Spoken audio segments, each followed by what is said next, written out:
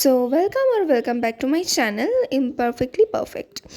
তো এটা একটা শর্ট ব্লগ। তো এটা আমি বাড়ি থেকে স্টার্ট করতে পারিনি বিকজ খুব তাড়াহুড়ো লেগে গেছিলো সেদিন রেডি হতে। তো আমি স্টেশনে এসেই ক্যামেরাটা অন করে আর কি তোমাদেরকে দেখাচ্ছিলাম যে আমি চলে এসেছি স্টেশনে। অঙ্গনাও চলে এসেছে অ্যাজ ইউজুয়াল। আমি রেডিও ঠিক মতো হতে পারিনি, না পরেছি ইয়াররিংস, না পরেছি কিছু। ইভেন সাজটাও সেদিনকে খুবই সিম্পল আর নর্মালের ওপর রেখেছিলাম।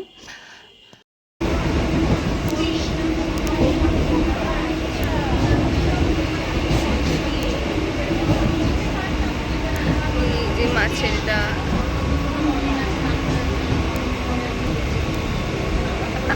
আবার আজকে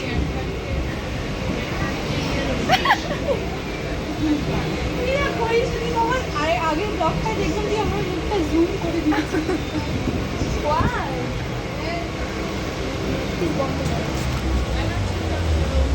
আমি যদি এখানটা রাখি না পড়ে যাবে। এরকম খুবই বালিয়ার আইডিয়া ছিল, বাট ঠিক আছে। এটা দুর্গানগর।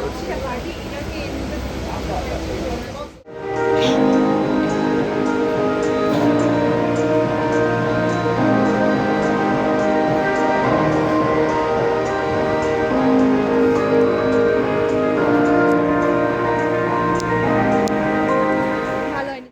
ও সেদিনকে আমাদের লোকেশন ছিল পাটুলি, যেটা সাউথ কলকাতায়। আমার এখান থেকে অনেকটাই দূর বলতে পারো। তো মেট্রো স্টেশনে মেট্রোর ওয়েট করছিলাম।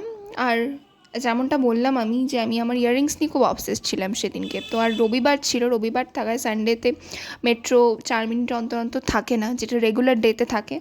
দাঁড়িয়েছিলাম, ওয়েট করছিলাম মেট্রোর। তো আর মেট্রোর চারপাশটা মানে স্টেশনটা একটু ঘুরিয়ে দেখালাম, যদিও সবাই চেনে, সবাই জানে।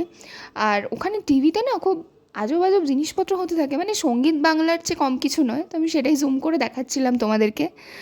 তো তারপরে এই যে মেট্রোতে উঠে গেছি, মানে উঠে গেছি অনেকক্ষণই হয়েছিল যে উঠে গেছিলাম, মানে বসার জায়গা পাইনি। বসার জায়গা তখন পাওয়া মাত্রই আমি ব্লগটা কন্টিনিউ করতে থাকি। বিকজ আমাদের যেতে হতো পাটুলি, যেটা মেট্রো স্টেশন ছিল শহীদ ক্ষুদিরাম। তো একদম লাস্ট স্টেশন কবি সুভাষ, তার আগে শহীদ ক্ষুদিরাম। অনেকটা লং জার্নি, মানে মেট্রোতেই আমাদেরকে 1 ঘন্টা টাইম লেগে গেছিলো আমাদের। তো বসার জায়গা পেয়ে আর কি ব্লগ করছিলাম। জানি না, সুন্দর অ্যাম্বিয়েন্স।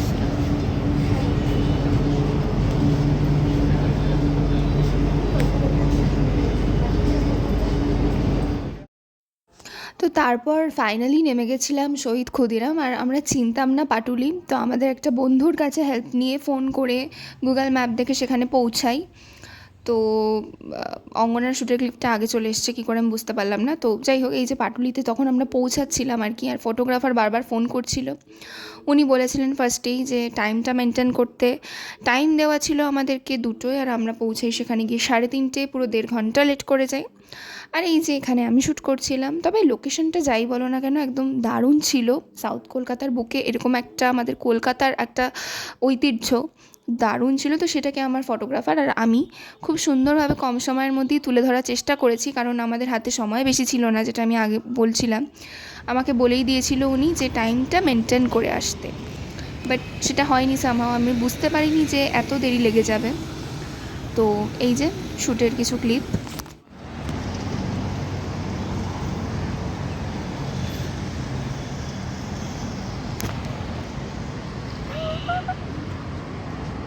আমার হাইটে ফোবিয়া আছে guys, I don't know. Oh my god.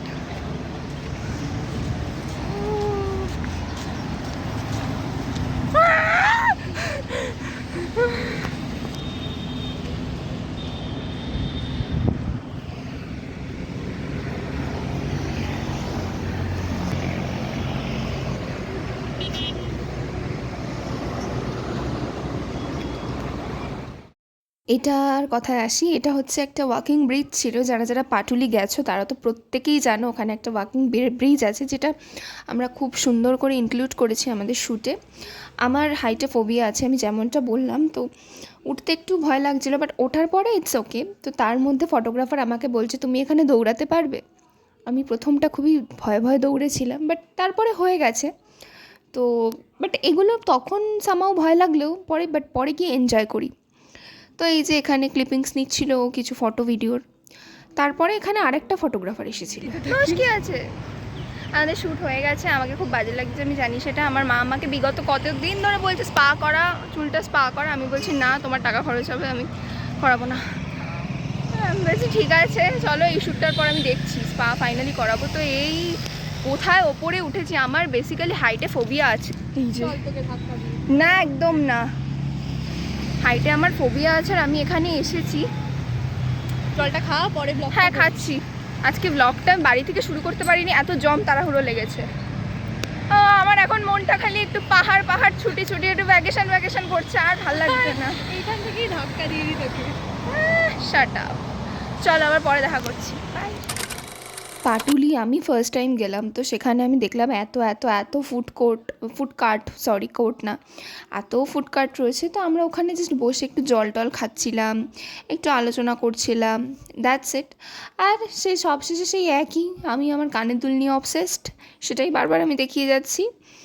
তো তারপর আমরা ওখানে আর বেশিক্ষণ বসে থাকার রিস্কটা না নিয়ে আমরা চলে এলাম মেট্রো স্টেশনে, কারণ অনেকটা দূর যেতে হবে। যাওয়ার সময় বুঝতে পেরেছি কতটা দূর।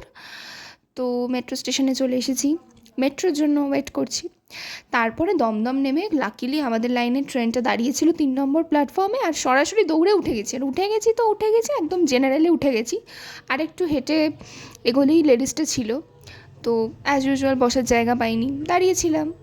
বাট দাঁড়িয়ে ওই একটু মজা করছিলাম। তবে আর কি বলবো, চারপাশে যা লোকজনরা থাকে তারা তো খুব সুন্দর নজর দেয়, খুব সুন্দর লুকস একটা দেয়। তো এটাই। তারপরে নিউ ব্যারাকপুর এসে আমি, মা আর অঙ্গনা 3 জনে মিলে আমরা গেছিলাম আমাদের বিখ্যাত মিটিং পয়েন্ট, আমাদের নিউ ব্যারাকপুরে একটা ফেমাস ক্যাফে হাংরিকিয়া। তো সেখানে গিয়ে বসে একটু ক্লিপস নিচ্ছিলাম। আর লুক অ্যাট মাই রিং, আমি সেটা দেখাতে তোমাদের ভুলে গেছি কত বড় এই রিংটা। বেসিক্যালি আমি নিয়েছি 2 দিন আগে, 4টে রিংয়ের সেট ছিল এটা। তোমরা চাইলে আমি তোমাদেরকে আরও কিছু বলতে পারি এই বিষয়ে। তো এই যে ফ্রেঞ্চ ফ্রাইস অর্ডার করেছিলাম, যেটা খাইয়েছে অঙ্গনা, আর এই 3টে ফ্রুট আইসক্রিম অর্ডার করেছিলাম, যেটা মা খাওয়ালো। এইটুকুটাই নিয়েছিলাম ক্লিপ, আর কিছু নেই। তো চলো বাই।